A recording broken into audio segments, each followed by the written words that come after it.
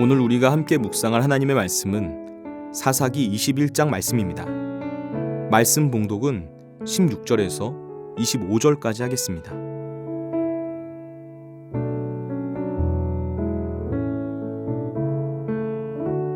회중의 장로들이 이르되 베냐민의 여인이 다 멸절되었으니 이제 그 남은 자들에게 어떻게 하여야 아내를 얻게 할까 하고, 또 이르되 베냐민 중 도망하여 살아남은 자에게 마땅히 기업이 있어야 하리니 그리하면 이스라엘 중에 한 지파가 사라짐이 없으리라.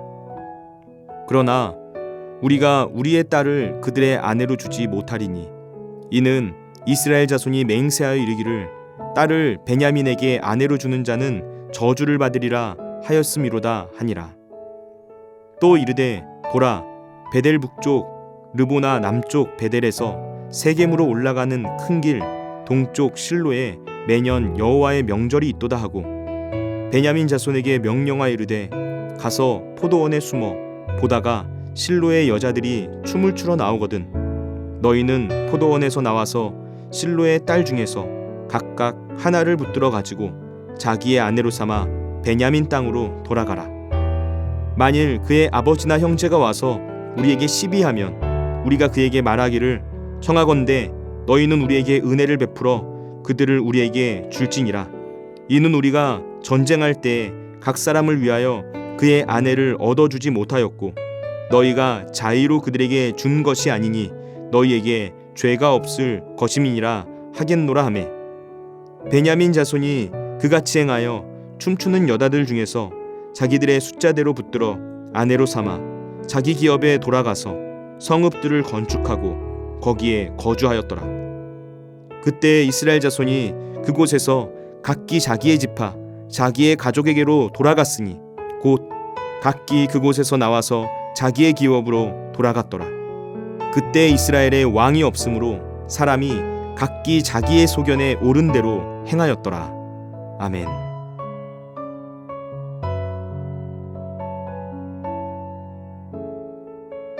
사사기의 마지막 부분은 이스라엘 가운데 일어났었던 심각한 내전을 배경으로 합니다.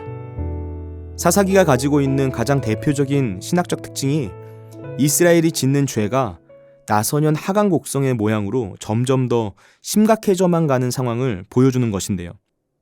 사사기의 마지막 부분은 그렇게 심각해져가는 죄의 양상 중에서 중요한 단면을 보여주고 있습니다. 그것이 무엇인가? 공동체가 분열되고 파괴되는 것입니다. 한 사람이 지은 죄가 어떻게 같은 민족끼리 서로 칼을 겨누어서 서로 죽고 죽이는 비극으로까지 치닫게 되었는지, 그 죄의 파괴력과 확장성을 보여주는 것입니다. 지금 이스라엘은 내전으로 인해서 베냐민 지파의 대부분이 죽고 겨우 600명만 림몬 바위에 숨어서 목숨을 부지한 상황입니다. 이스라엘의 12지파 중 하나인 베냐민 지파가 멸족을 눈앞에 두고 있는 심각한 사태가 벌어졌습니다. 이 문제를 수습하기 위해서 이스라엘 모든 지파들이 방법을 찾기 시작합니다. 먼저 이스라엘은 베냐민 자손에게 사람을 보내어서 평화를 선포했습니다. 그리고 화친의 소식을 듣고 돌아온 베냐민 지파 사람들에게 야베스 길르앗의 젊은 처녀 400명을 화해 선물로 주면서 아내로 삼게 했습니다. 그런데 여기에서 한 가지 문제가 있었습니다. 그것은 야베스 길르앗 성읍에서 데려온 처녀가 400명인데 베냐민 지파 남자들은 600명이었기 때문에 200명의 여자가 부족하다는 점이었습니다. 200명의 여인이 부족하다라는 것은 여러 가지 문제를 가져올 수 있는 가능성을 내포하고 있는 것이었습니다. 일단은 누가 아내를 차지하는 400명에 포함될 것인지에 관한 문제가 있었습니다. 베냐민 지파 내에서 누가 아내를 차지할 것인가, 이것을 놓고 또 다른 분쟁이 시작될 수도 있었다라는 것이죠. 그렇다고 해서 이스라엘이 베냐민 지파에게 자신들의 딸을 내어줄 수도 없었습니다.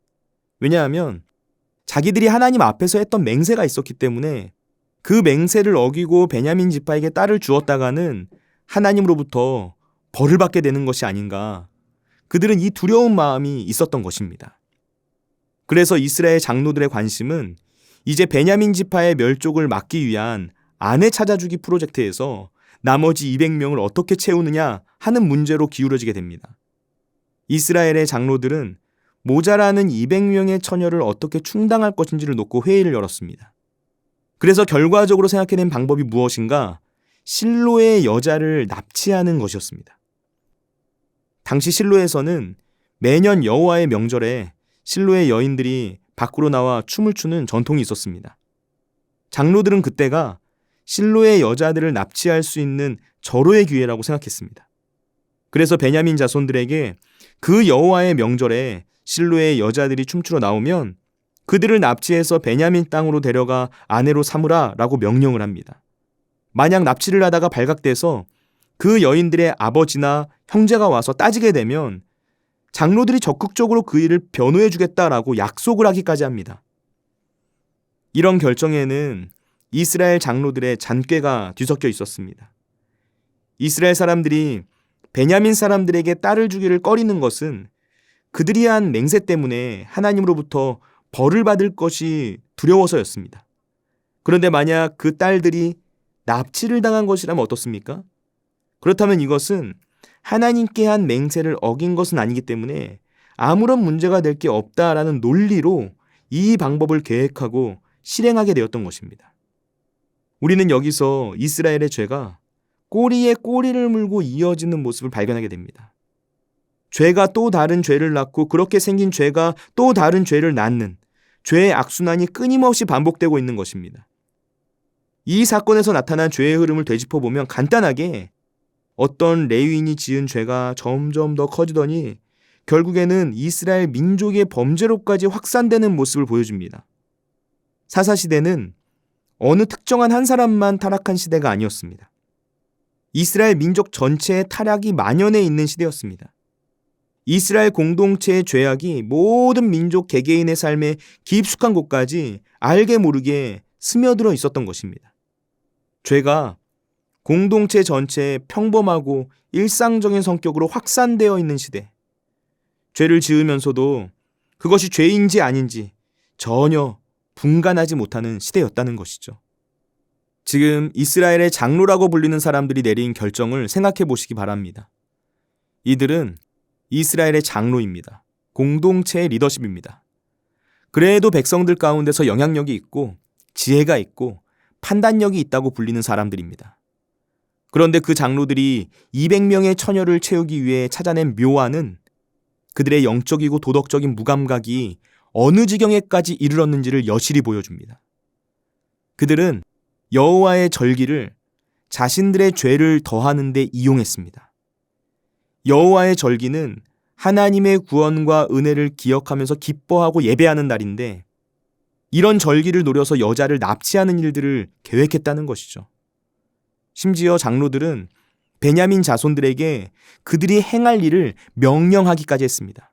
여자를 납치하는 일을 종용한 것입니다. 그러니까 이 사건은 결과적으로 어떤 일이 되는 것입니까? 베냐민 지파에 있었던 강간죄를 벌하려고 했던 이스라엘 사람들이 베냐민 자손에게 다른 여자들을 납치하고 강간하라고 명령하는 사건으로 끝을 맺게 되는 것입니다. 여러분, 이것이 얼마나 어처구니가 없는 일입니까? 자신들이 정죄하고 심판자로 나서겠다고 자처했던 죄와 똑같은 죄를 스스로 짓고 있는 모습이라는 것이죠. 그러면서 자신들은 죄가 없다고 생각합니다. 나는 깨끗하다고 생각합니다.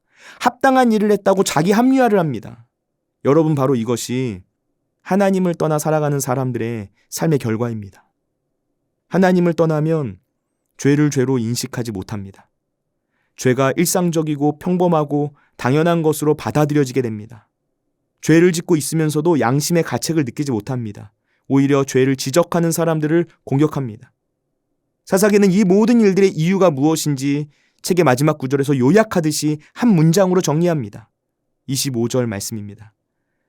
그때 이스라엘에 왕이 없으므로 사람이 각기 자기의 소견에 옳은 대로 행하였더라. 그때 이스라엘에 왕이 없었으므로 라고 말합니다. 이스라엘의 왕은 하나님입니다. 그런데 그들이 스스로 왕이신 하나님을 버렸습니다. 그래서 왕이 없습니다. 아니, 자기 자신이 왕인 것입니다. 자기가 기준이 된 것입니다. 인간의 마음과 생각대로 자기 멋대로 기준을 삼고 살아가니까 결국 방종으로 치닫게 된 것입니다.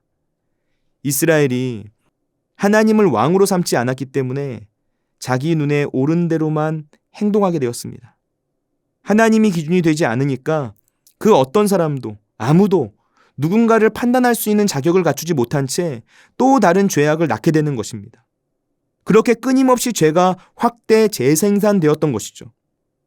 이스라엘의 역사를 보면 이제 이 민족은 사사시대를 넘어서 왕이 통치하는 왕정시대로 넘어가게 됩니다. 사사기라는 책은 왕정시대 초기에 기록된 것으로 정치적으로는 왕정시대의 당위성을 설명하는 데 초점을 두고 있습니다.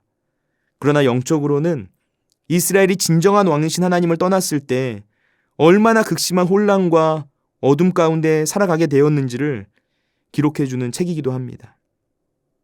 우리는 여기서 잘 생각해야 합니다.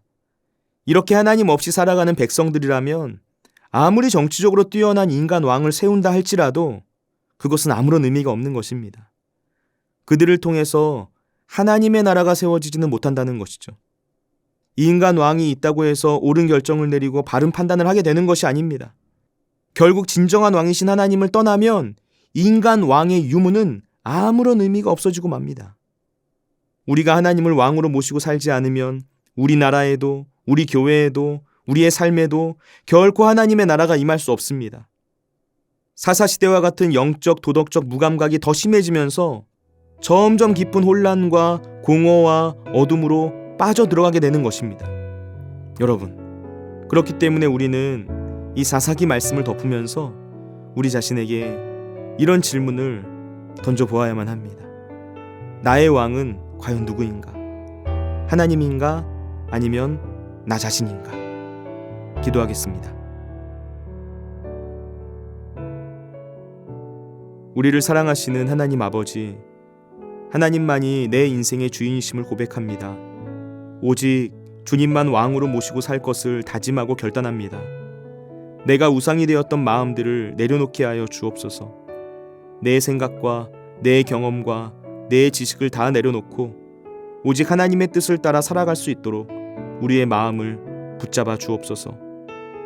자기 소견에 옳은 대로 행했던 사사시대 아픔과 실수와 실패가 이 시대의 문제가 되지 않도록 이 땅을 긍휼히 여겨 주옵소서. 영적이고 도덕적인 무감각이 만연해져 가는 것만 같은 이 시대 가운데서 하나님의 뜻과 마음을 깨닫게 하시고 그 일을 위해서 마음의 중심을 지키며 기도할 수 있는 한 사람이 되게 하여 주옵소서.